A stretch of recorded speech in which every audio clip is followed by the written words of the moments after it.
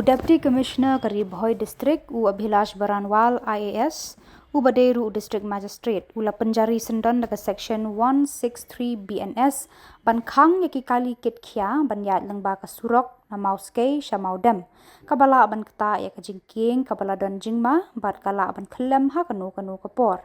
kani ka jing Pynjari ya kate ka kendon an banyat lengba kate ka Jingkieng ha Mawskei kadai hadien bala ujor da UEE katanat PWD nong Port Division baka don jingma bakate ka Jingkieng kalajot bakala ban hab ni khlem ladayat ki kali ki baket khya habakran sekilat pathai Khubor District Magistrate kari Bhoi Abhilash Baranwal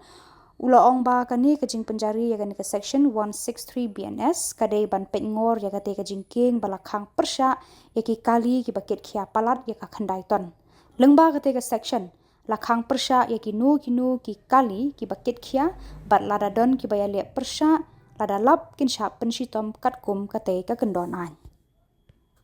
One report from PWD roads wherein they said that there is one particular bridge on that Mawskei Mawdem road which was constructed way back in 80s and the sanction load on that bridge is 9 ton and the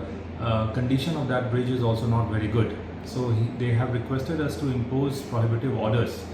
to ensure that there is no heavy vehicular movement on that bridge. So accordingly, to prevent the integrity of the bridge as well as to prevent any untoward incident, we have imposed Section 163 of BNSS to ensure that no heavy vehicular movement takes place on that bridge.